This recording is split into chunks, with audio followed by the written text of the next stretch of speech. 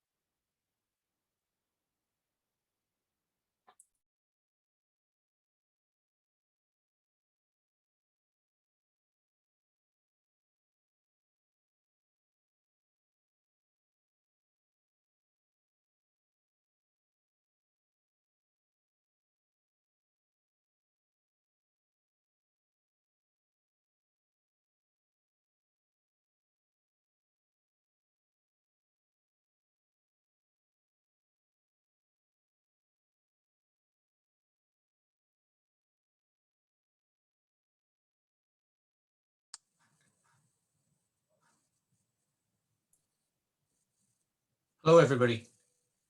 Now it's a bit of a sound check. Cxema, can you hear me? I can hear you. Can you hear me? Like you're standing beside me, and we're not. We're socially distant. Okay, welcome everybody. We've got a good turnout again. We're going to have a couple more people joining in, but this will be recorded and you can pick it up on YouTube. So welcome back to the Hot Yacht Club Racing Rules 21 to 24 series. And this is the second session of 2. And we had some great questions and great numbers last week, and almost a whole world of you had chosen to join us again. So thanks. A special thanks to, I'm just going to check their names, Jimmy and Ben, who are joining us from Auckland. So thanks, guys. I'm Emmett Dalton, and I'm delighted to reintroduce our Iberian friend, Cxema Pico, an international umpire and an international judge. So thanks, Cxema. Thank you for having me again. It's great to see again high numbers coming back. So that's good. So Cxema, we got we went through some rule changes last week, and we got some questions about them. So what kind of stuff did we get? So we got questions, different sorts of questions, not necessarily only about the rule changes. So we got questions about Rule 17, proper course. We got questions about scoring redress queries. We have questions about the rules trying to understand Rule 18.3 at the Windward mark. That's the boat that tacks in the passing head to wind in the sun. We had questions about, Jesus, I'm struggling now, but yeah, about the lifelines. And what else did we get? We got a, yeah, we got. I'm trying to remember now. Oh yeah, sorry, on barging at the start. We got questions on barging at the start, which seems to be a recurrent topic. Yeah, every now and then. And that didn't necessarily come from Hot Yacht Club competitors. No, but still we'll address it because it's always good. It has a good angle, that question, because it's not so much what happens in the incident, although we look at it, but also who can protest, what are the chances of those protests sticking into the protest room, etc. So we'll go through those. First of all, I should apologize from the other day. I know the pace was high in trying to fit all the relevant changes for competitors, let's say, into an hour. And we, of course, I think we made a disclaimer at the beginning. It requires you to be a little bit familiar with the racing rules. If you're not, you probably found it a little bit hard to follow, but hopefully you had a rule book near you to check things as we progressed. Now, Emmett, Yeah, are we good to start? Yeah, I'm just going to say to people, feel free to drop us a couple of questions in the chat box at the bottom, and we'll see your questions coming up. You don't have to put your name beside them. We're not going to read out anybody's names. And even if you're still shy, or you still think of something afterwards, just you can email us or some kind of social media contact with us afterwards. So over to you, Cxema. Okay, so let's start by saying we forgot to put one of the changes to the rules in the presentation last week. So here's your bonus one. It's to do with the flags and the racing signals, which has been in the sailing instructions for most of the last few years, except now this time it is written in the rule book. So the orange flag will designate the start boat and the start pin and mark or visor or whoever you have, the pin boat, etc. And the blue flag will be used to designate the finishing line. Okay, so just remember that. Now, I assume everybody is at this stage very familiar with that, but just so you know. Anyway, we get started with the question on a scenario around proper course that we got last week. And this is an interesting query that happens in club racing more than other ones, and has to do with the idea that sailing on a mixed fleet, on light winds, for example, you might have an asymmetrical spinnaker boat, in this case our boat Blue, and it's sailing a course higher than another boat with a symmetrical kite, in this case Yellow. So I don't know, a J109 for a symmetrical kite and a half tonner for symmetrical kites, for argument's sake.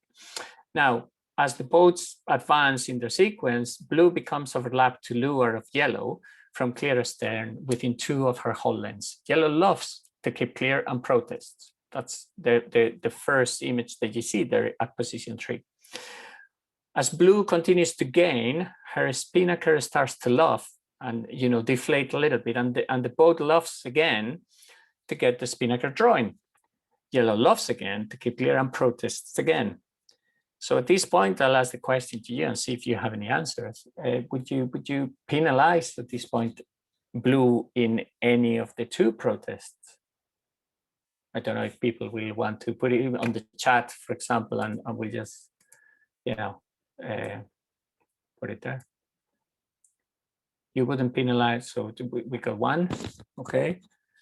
They wouldn't penalize in either of the instances. Blue has no luffing rights. Okay, so this is the type of mix that you expect into the answer. So we'll just keep going, and we'll break it down a little bit. So we need to look at Rule 17 carefully. Okay, and that part it should be clear. If a boat clear astern, Blue at position 2, for instance, becomes overlapped within 2 of her hull lengths to leeward, which I think we can agree is the case. When it becomes overlapped at position 2, position 1 you can see was clear astern. Is the bowsprit, because it's the equipment in the normal position that creates the overlap. Shall not sail above her proper course. So I can imagine that this is when someone says, well, I wouldn't penalize blue. He's sailing her proper course. It's a course higher than the yellow boat, which is a symmetrical spinnaker, but still is doing what C needs to do, no more, no less. So fine, no penalty. Now, the boats keep advancing from position 3 to position 4. As we say in 4, the wind shadow starts to affect blue to leeward, and blue luffs up again to get the kite drawing up again by getting it out of the wind shadow. And here's where things get interesting, because there is a penalty for blue for breaking rule 17. We need to look very, very clearly at what the definition says.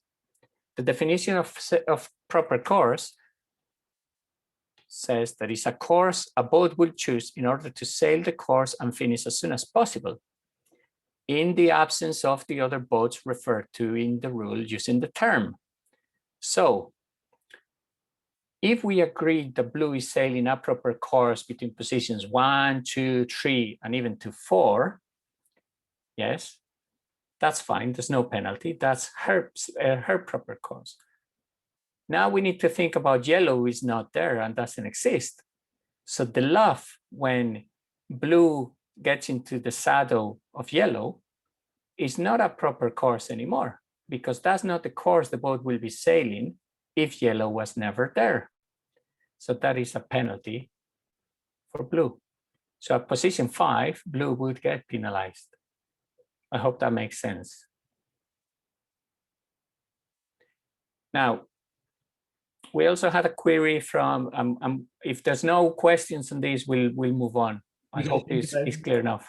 No, we don't have any questions. Okay. You got to think about if the yellow boat wasn't there. Okay, the yellow boat is there when you luff to get more air drawing your spinnaker, but you got to sail as if the blue boat, or as if the yellow boat is not there. So in that scenario, imagine you're in the blue boat, but just try and think the yellow boat is not there. That's your proper course. Yes. So someone is asking the question, but yellow has to avoid initially. Well, yellow has to avoid initially a position 3, and that's fine, because C is now keep clear boat. The fact that the other boat, this is very important. The fact that blue has, let's say, limited luffing rights, does not mean that yellow has not to keep clear. Yellow is still windward boat, and yellow has to keep clear. The fact that blue is breaking rule 17 at position 5 doesn't mean that yellow doesn't have to keep clear and avoid contact. Okay, in the case where both boats converged, let's say at position 5 or 6, and there was contact, both boats will get penalized. Okay, blue will get penalized for breaking rule 17 proper course, because that's no longer her proper course from positions 5 and 6. And yellow will get penalized for breaking rule 11, windward lure. Windward boat has to keep clear. It's important to understand when we're talking about rule 17, rules 15, 16, 17. So those are acquiring right of way, changing course for the right of way boat, 17 proper course. There are limitations. Yes, sorry, the question keeps coming at position 2 has to start laughing. Yes, because blue, although acquires rights right of way from clear astern and is limited, so into her proper course, is still the right of way boat. So yellow has to avoid contact. It has to luff up to keep clear. Okay. Emmett, is that clear enough? Do you think we need to go a little bit more into it? I think we'll let it settle and then maybe come back to it, because we got a couple of questions. So the important thing as well in here is that these questions of section 15, 16, 17, and then the ones in section C, which are the mark rooms and obstructions, they provide some limitations. The ones about acquiring right of way, changing course and proper course, and the other ones, mark room and room to giving room at an obstruction. While they provide some protection and some entitlements, doesn't necessarily take away the right of way of the other boat, or doesn't give the, the boat that is not right of way additional powers. There's still, the right of way boat is the right of way boat. Okay. Now, I think we go into the next one. The next one is a scoring inquiry, a redress scoring inquiry, which is interesting. It has a catch. If we have a regatta held over 3 days with 7 races scheduled, under the scoring system, if 6 races are completed, each boat's series score is the total of her race scores, excluding her worst score. So if we have 7 races, 6 races will be counted. There will be 1 discard. There's 20 boats entered. On the first day, races 1 and 2 are completed, and boat A finishes in first place in both races. On the second day, before the start of race 3, A collides with boat B, and the damage is so extensive that A is unable to compete in the remaining races of the series. C protests B and requests redress until under 62.1b. If you remember 62.1b, which I haven't put in there for your benefit because we dealt with it last week, it says that a request for redress on a protest committee, its decision to consider redress shall be based on a claim or possibility that a boat's score or place in the race or series has been, or may be, through no fault of her own, made significantly worse by, and this is when we jump to B, injury or physical damage because of the action of a boat that was breaking a rule of Part 2 and took an appropriate penalty or was penalized, or of a vessel not racing that was required to keep clear or is determined to be at fault under IRCAS or a government right-of-way rule. Now, so he applies for redress because there's physical damage to the boat, and the protest committee finds that she is entitled to redress. What redress can be given? Now, initially, we'll be looking at rules like A9, which are the guidance on redress, and they'll tell us how to calculate redress. They'll tell us, okay, you can do average points for all the races in this, for all the races in the series, except that race or races that are up for redress. It will tell you, okay, no, we're only going to calculate the average of the races before the incident or the race in question, or we're just going to assign a score of some sort. That's fine. They are guidance, and redress is a little bit of an art. But there's a very important case within world sailing, which is case 116, that says that it is not fair in a situation like the one we are described to the other boats in the series to award average points for half or more of the races that comprise a boat series. Okay, this is what we were looking at, the question that came in last week. So we have a practical example with this scoring query. Now, if we have boat A, and boat A completes races 1 and 2, and it gets 2 bullets, and then does no longer sail for the series, he will be, because we know race 6 will be a discard, he gets 82 points, yes? And the question will be, do we give redress? What races can we give redress for? And in theory, we should never give redress for half or more of the races. So in this case, has to be less than half the races, which in 6 races, which is what constitutes the series, will be less than 3. So we could only award redress potentially for, let's say, races 3 and 4. So how are we going to do that? If we apply system A, which is average of all the races except the races in question, this boat will get redress for races 3 and 4. He wouldn't get redress for race 5, so he'll be scored to DNC, did not compete, and he will get wouldn't get redress for race 7, so he'll clock another 20 points with a total score of 63.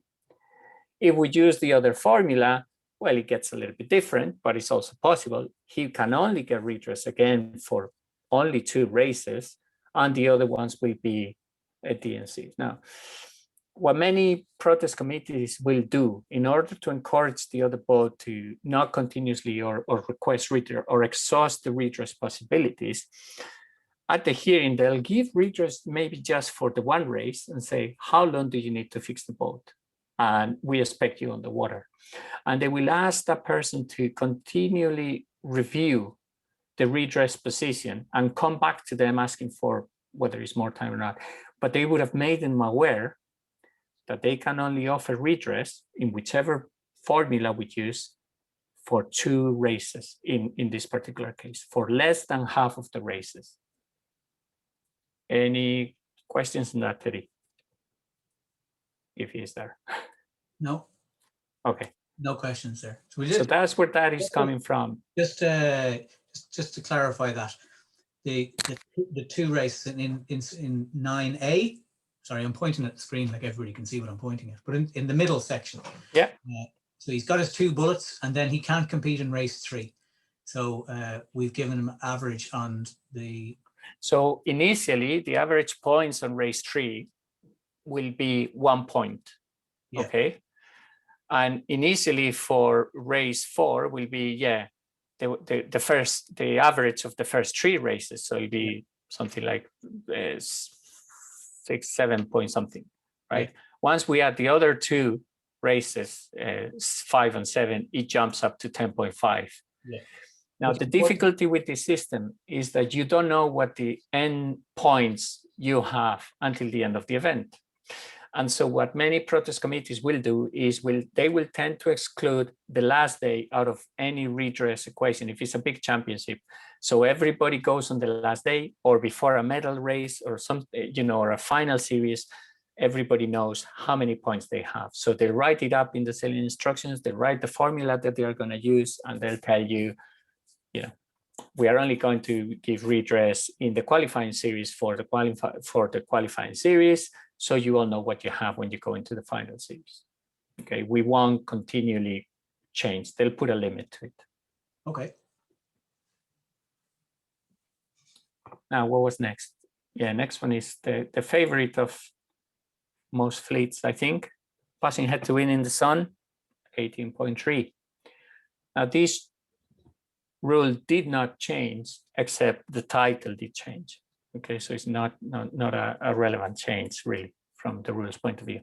So we have this situation, which is what we normally encounter. A starboard boat, blue, coming into the ley line, and yellow coming on port, tacking in the sun, passing head to wind, and then blue has to avoid, and what happens into that avoidance is what we are going to discuss. So the rule says, if a boat in the sun of a mark left to port, it only happens to port handside marks, never to starboard, because on a starboard, the boat coming on the starboard ley line, can just really push the other boat out because it's right away. It doesn't have to really change. Passes head to wind, and is then fetching the mark, and this is important. Yellow, when yellow passes head to wind between positions 4 and 5, it has to be fetching the mark. Then she shall not cause a boat that has been on starboard since entering the sun to sail above close hold to avoid contact. And she shall give mark room if that boat becomes overlapped inside her. And when this rule applies, all the other mark room rules don't apply, 18.2, okay? So in this particular case, as blue approaches on a starboard tack on the ley line, and we have yellow tacking between positions 4 and 5, and completes the tack at position 6, but a starboard has to luff up to avoid.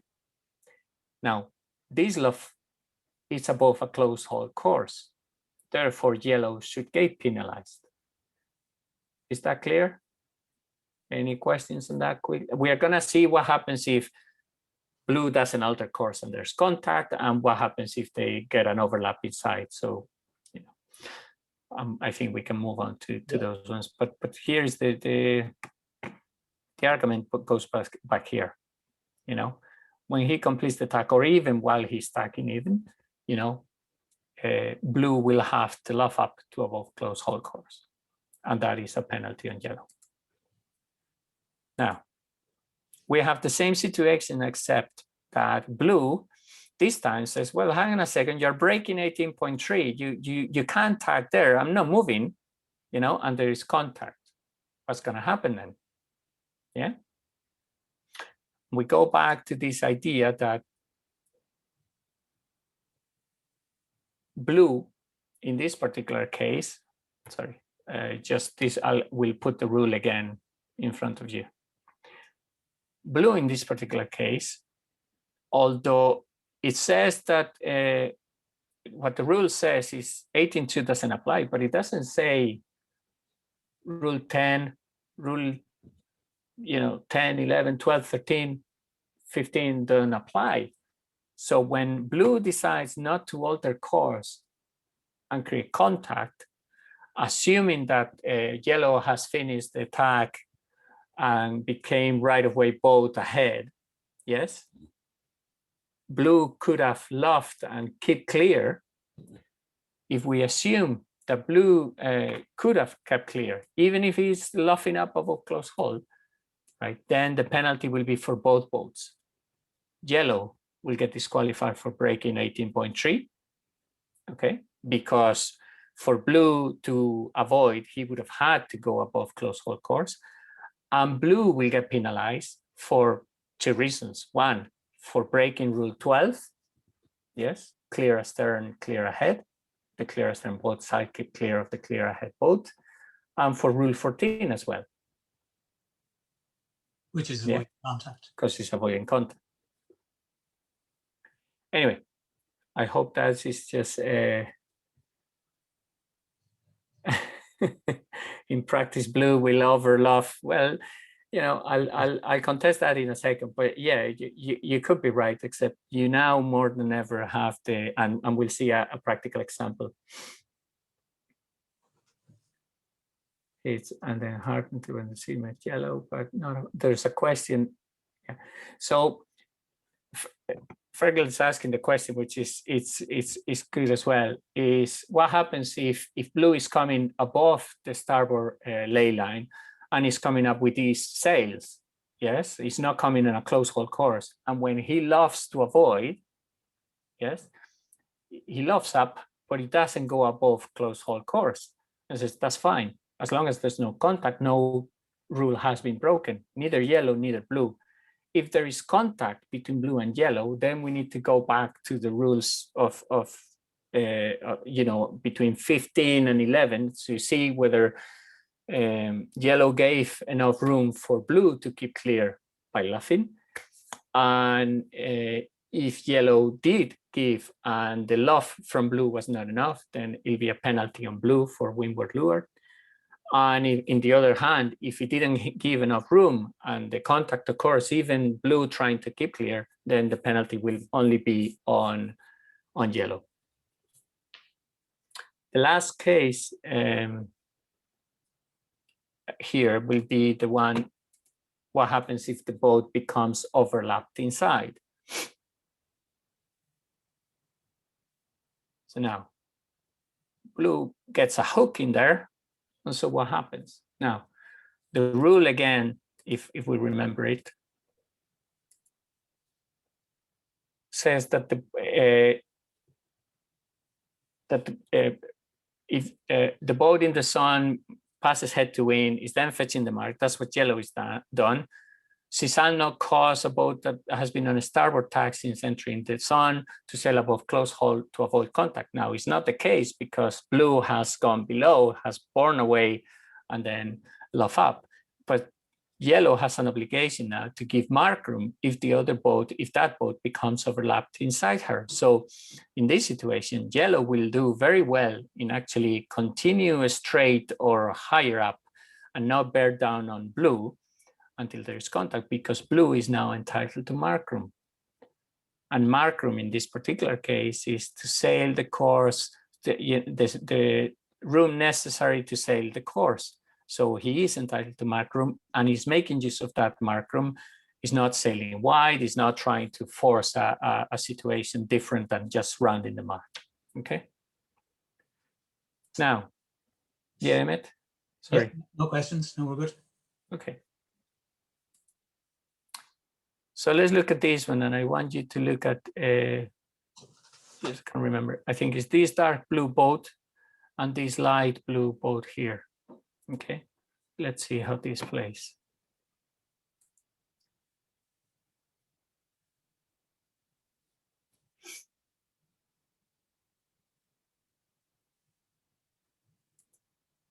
So we have the two approaching, yes, and dark blue tags right in front in the sun, passes head to wind right in front, and the other boat has the luff above close hold course. But here we get the umpires giving a green flag, which will be okay. Should make us wonder what happened there that is different. So we go into the next slide, and we have the situation here. So here is the key, if you can see it.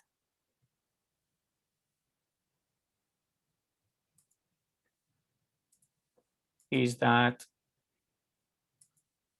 sorry, this is the same text as before. I forgot to put the marks.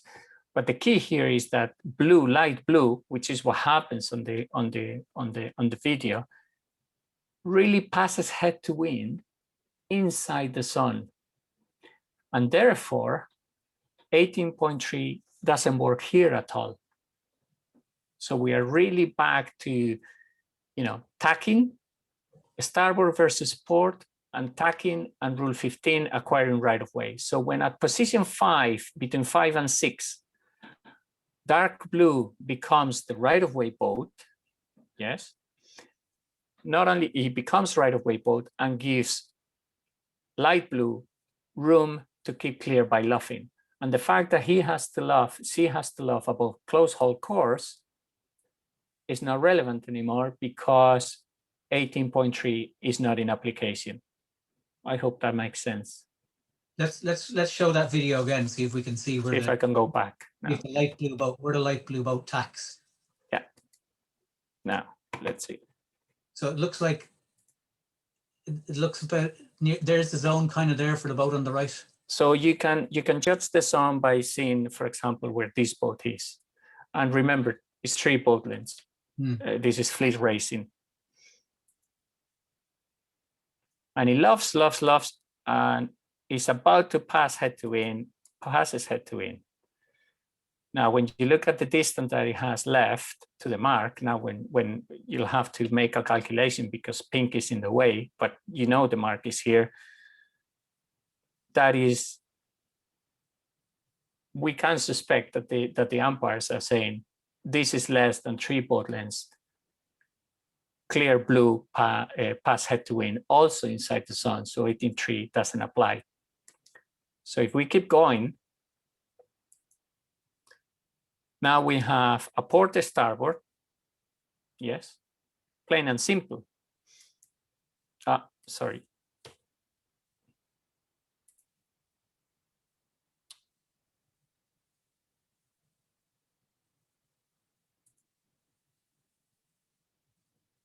I'll see if I can stop it now. So here we have now a port starboard, plain and simple. Sorry, here we go. This is port starboard, port starboard, port starboard. Now continue port starboard, port starboard.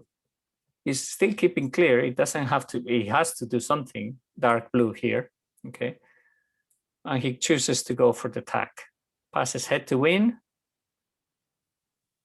very fast, becomes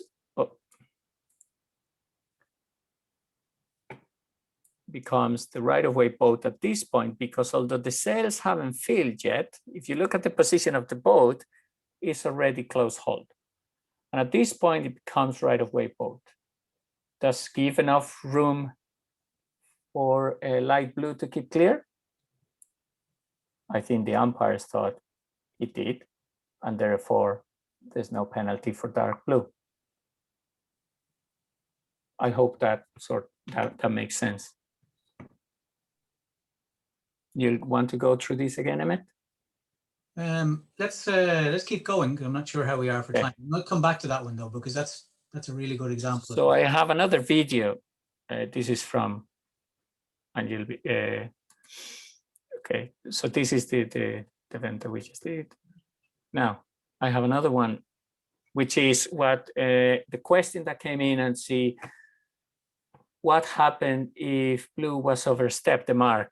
Okay, so I want you to follow this boat here, the one with the mark, but also the poor boat that will be, let's say, the target. Okay, which is, if memory serves, it's not this one, it's the one behind. Let's go. Not tacking. Process fine, no issue. He bears away, lost, not above close hold, not above close hold, no penalty. Not tacking. Okay, so you heard the not above close hold. I hope not above close hold, so no penalty. Yeah, it was able to keep clear. It acquired right of ways inside the sun. That's fine. The other boat was coming from a starboard, from outside the sun. Our target boat tacks below to lure. It becomes right of way boat. The other boat can keep clear, no problem, and it doesn't luff above close hold course to keep clear, so there's no penalty as well. Okay. Now next, barging at the start. We got an interesting question, I'd say, because there's two parts to it. Is understanding what you can and cannot do barging at the start, but also who can and cannot protest these types of incidents. Okay. So let's go with the barging at the start. Sorry. So the situation that they are describing, the question described is boat A is close hold on the starboard on final approach to the start line and will start just next to the committed boat. Boat B is reaching into the weather of boat A, hoping there will be room to squeeze in between boat A and the committed boat. Boat A shouts, "Windward boat, keep clear," but boat B carries on until it is clear that boat B will hit either boat A or the committed boat. Boat A bears away to let boat B in. There's another situation where it says, okay, so what happens if boat A does not bear away and boat B hits the committed boat or boat A? It doesn't matter, makes contact with one of them. And then there's an extra situation is there's a third boat involved that is preventing B from bearing away. So what could have been done?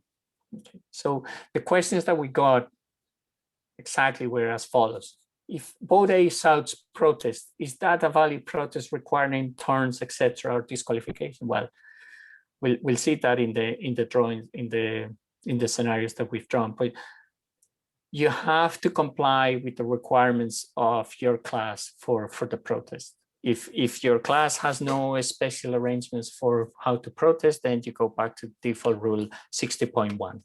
So yes, shout protest, whether the flag is valid, you need to comply with all of that. So it would be a valid protest as long as you make it valid. And that means you need to shout protest immediately and display the red flag at the first reasonable opportunity. Okay. Now, what happens if boat A does no protest? Can the race committee protest boat B? We'll see that as well now in a minute. And can the race committee, if we go into the situation, the second situation, on boat A does not bear away and there's contact either by B with the committee boat or with boat A, can the race committee protest boat A as well as boat B? And finally, what happens if boat C is to lure of the other boat?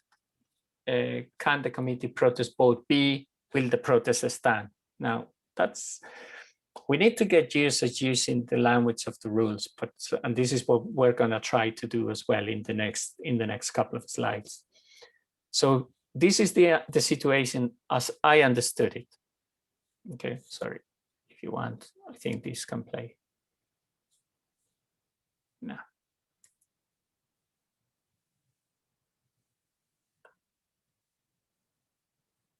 Okay.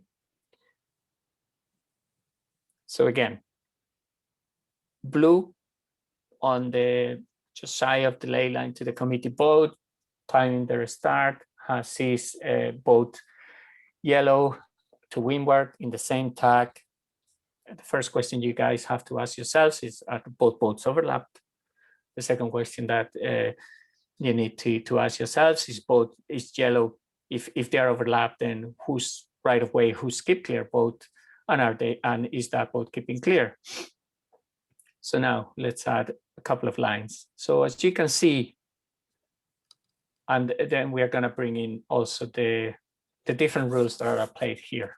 So we can see that the boats are overlapped from a distance. Anyway, from position 1, the boats are overlapped. If you draw a line on the transom, as you do to establish what the boats are overlapped, you will see the yellow is Windward boat overlapped in the same tag, therefore is skip clear boat. So as blue progresses, that is fine. He sees that yellow is not keeping clear. He's not going to pass, let's say, to the wrong side of the committee boat or slow down in any way. She does the right thing in bearing away, letting the other boat sort of pass in there. And then, yes, she has to protest.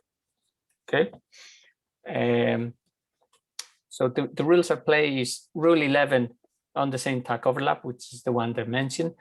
Rule 16.1, changing course. When the right-of-way blue changes course, Caesar gave the other room to keep clear. Now, there's a small luff from blue, but in this particular case, that luff is not that course change is not denying, is giving room for yellow to still keep clear between positions 2 and 3. If that makes sense. Blue has ample opportunity, plenty of room to slow down in the side here and not get into that gap that doesn't exist. Then there's also Rule 14, avoiding contact. A boat shall avoid contact with another boat if reasonably possible. Now that applies to yellow and blue, but there's a caveat, or there's an extra sort of protection for the right-of-way boat that says they don't need to act until it is clear that the other boat is not keeping clear. Okay, which sort of leaves it till the last possible second, and that's fine.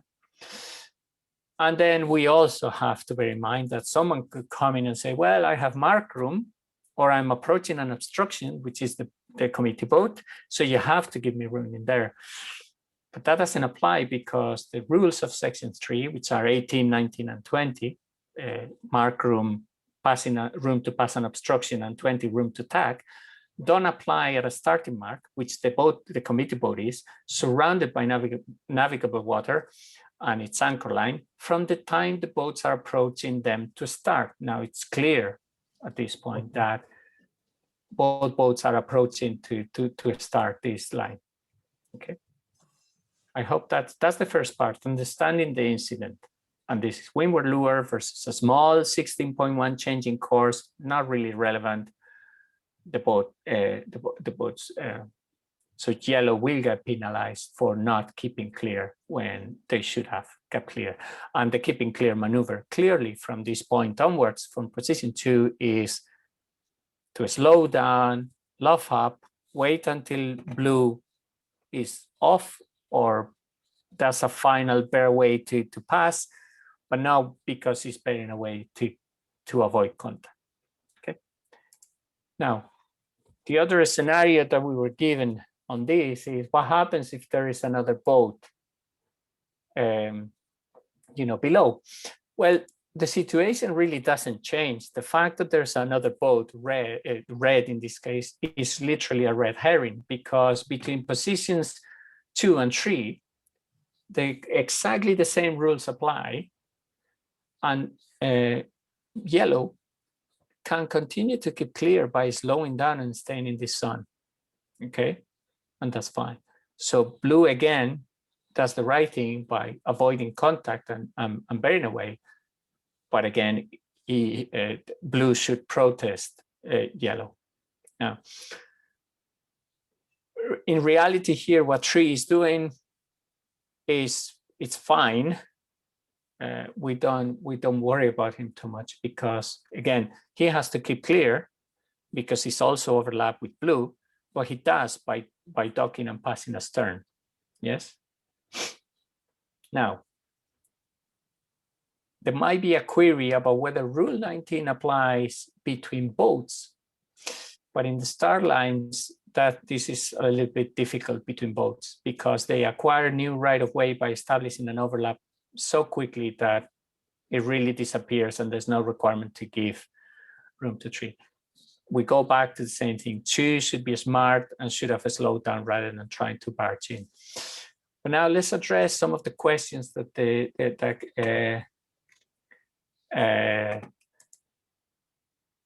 like who can protest?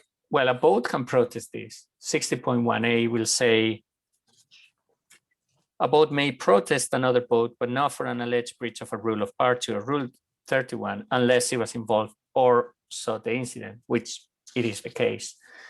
Now, a race committee can also protest, and also a protest committee can protest. But the more relevant question, I think, is who should really protest? And here is where you're going to always rely on exceptional circumstances for a race committee or a protest committee to get involved, because the basic principle says that competitors in the sport of sailing are governed by a body of rules that they are expected to follow and enforce. So the role of protesting falls primarily on the competitors. And it is up to Blue really to progress with the protest. The race committee and the protest committee should very rarely get involved. And the jury policies will tell you that you will get involved when you see that this is potentially a breach of sportsmanship. Is someone trying to bully their way in there, you know? And bully, we mean intimidation in a way that is, for example, between a senior competitor and a junior competitor, that type of thing. Okay, I hope that clarifies the question for, can't remember the name of who sent that question. So the race committees and protest committees should only get involved in very exceptional circumstances. It is up to the boats, the competitors, to follow and enforce the rules. So they need to go, you would expect them to go through with the protest themselves. I think if it was the committee boats, if yeah, the race officers vote as a committee vote, he might be more inclined to protest. As I say, you know, if you, and again, race committees are have to go through the, well, they don't need to shout protest and so red flag if they want to protest, but they need to notify of the protest that they're going to protest. They need to file on time the protest. The race committee and the protest committee both, they need to inform, they need to post it on the notice board, they need to get all of that done. And then they'll have to select who's going to be the witness and offer that evidence as well. So the protest could be thrown out. It'll be very smart of Blue in the previous situations, whether it's this one or the one before, to make sure that they can bring the race committee as a witness if they saw the incident. That'll be very powerful as an independent witness. Okay. Can the committee, sorry, David, yes, they can. But again, we go back to this. Why do you think that if the competitors don't want to, are not protesting, you, the race committee, should get involved? Well, I say you, the race committee should get involved. You know, the jury policy normally will say incidents that can be the protest committee, when the protest committee is on the water, will not get involved in an incident if the competitors surrounding the incident can protest, and that's it. You know, they might do so, as we said, if we think it's a sportsmanship related issue where there might be, you know, a little bit of intimidation, juniors versus seniors, etc. They might get involved if there's substantial damage and, you know, it wasn't up to Blue, for argument's sake, to protest. They were a little bit, you know, they were caught off guard. There's extensive damage. They cannot. They are trying to salvage the boat rather than so they might get involved. But, you know, it's you'll be hard pushed to find a top event where the race committee or the protest committee get involved in incidents like this. Okay. Yeah. Well, so I'll say to Hal is saying it is a regular event reaching into the start. So the arrow is trying, the race officer is trying to discourage it, but thanks for clarifying. So what I would say is, again, it's up to the competitors. If they are willing to live in an area where they are allowing that type of behavior, and I'll remind you one thing, which we didn't put in the previous slides. Rule 2, sportsmanship, also applies here. If you can establish that yellow knowingly broke the rule. Yellow, knowingly broke Rule 11, Windward lure. As a Windward boat that has been given a warning from afar as well, should not go in there. If it goes there, then, when Blue is filing the protest, they should consider adding Rule 2 to the protest form, just to alert the protest committee that this might be an important issue. And in doing so, if it's proven beyond, if it's clearly established that yellow broke Rule 2, they're going to get a D&E, a disqualified that is not disqualification that is not excludable. I hope that makes sense. But you might get a slightly different incident, which is this one, where one is the one waiting maybe slightly above the committee boat lay line, is luffing up a little bit, is very, very slow, and Blue, instead of trying to barge in from the windward side here, is establishing an overlap from clear astern within 2 of their hull lengths, and it luffs up, and between position 3 and 4, can really yellow keep clear? It's got the nose already in this space where it's going to be very, very hard to pass the other side of the committee boat. So therefore, Blue should make sure that yellow has room to keep clear. Okay, so this luff from Blue should be non-existent at this point. And let's remind you, just to add the twist, is after the start, because this overlap has been established from astern within 2 of the hull lengths, Blue has restricted luffing rights, but only after the start. Okay. Now, I don't think I had anything. Oh yeah, sorry, I had the breakdown there. But yeah, can yellow keep clear from the moment she becomes the keep clear boat, in other words? And the answer is probably not. Okay. Now, there was a question about crew, the lifelines. What happens to boats with a single lifeline? Like, so we dug a little bit deeper. Now, when lifelines are required by class rules or any rule, competitors shall not position any part of their torsos outside them except briefly to perform a necessary task.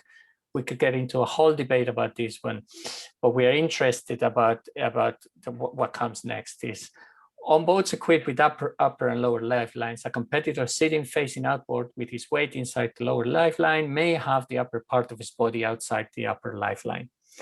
And here is where the question that it was asked is, unless a class rule or any other rule specifies a maximum deflection, lifelines shall be taught. This applies to both single lifelines or double lifelines. Okay. Now, and the next part is about the materials and that. The issue here is as follows. If you take, for example, any IRC event, which is normally within the region of being categorized as a Cat 5, Cat 4, or according to the offshore special regulations, here is where you have things like when a deflecting force of 4 kg is applied to a lifeline at the midpoint of the longest span between the supports, it shall not exceed 50 millimeters for the upper lifeline and 120 millimeters for the bottom lifeline, for the intermediate lifeline. But if we look at other boats, for example, Melges, which have a single lifeline, and that's the picture that I had there at the beginning, okay, they have their own class rule that says the hiking lines shall be tight at all times. The distance between the top of the bearing point of the lifeline straps and the deck shall not be closer than 10 centimeters when a 20 kg load is placed at midspan. So it will depend. The answer to this one is it does depend. You have to look at the rule and how your sailing instructions or how your event either links up to class rules or links up to, in this case, OSRs. So for example, if you're looking at ICRA Nationals last time were set up as a category 4, if memory serves, which then immediately links up to offshore special regulations, and this one applies, sorry. You know, the 120 millimeters part and the 50 millimeters, okay? I think from my point of view, we've gotten to the end of it. I don't even know what time it is. So yeah. Just on time. Yeah. I don't see any more new questions in there. I remember a couple of years ago at Wave Regatta, Fergus was out with measuring and calibrated scales, measuring people's lifelines, and some people had were told to tighten them up, and it's interesting. Then we look at the same boats the next day, and pretty much everybody complied. And then the following year at the same event, you see some of the boats that weren't behaving the year before undoing their correction and misbehaving again. So it's yeah, not very cool. It kind of goes back to rule 2. But anyway, we've come to the. I don't see any more new questions. A few people saying thanks, Gemma. Thanks for that. Feel free to drop us a couple of questions if we haven't answered anything, or we just made a bit of a mess of stuff, and you think we're not explaining things properly. Just ask us a question again. The reminder that the Yacht Club has some rule books. They're going like hotcakes, these things. So if you want to get your hands on one, maybe, and you're not comfortable going down to the club at the moment, just ring the club or drop them an email. Maybe you can pay on the phone, something like that, and they'll hang on to it for you. There are at a pretty good discounted rate, so it's a good idea. Both the videos, if you really are attracted to watching Gemma and myself in repeat, they'll be on the HYC YouTube channel, and that's Haute Yacht Club Vids, VIDS, all over there. But we'll Christine will send out by email the link to that, so hopefully that's up soon. And that's us. I think I just want to see, do we have that's it, is it? Does anybody have anything to say? No, I think we're there. I'm sorry, Mr. Stark. Okay, that's us. We almost finished. We almost started on time. We almost finished on time. So that's pretty good going. So thanks very much, everybody. Okay. All right. Thank you very much. If you have questions, you can feel free to drop me an email on that. Okay. Cheerio. Thank you very much.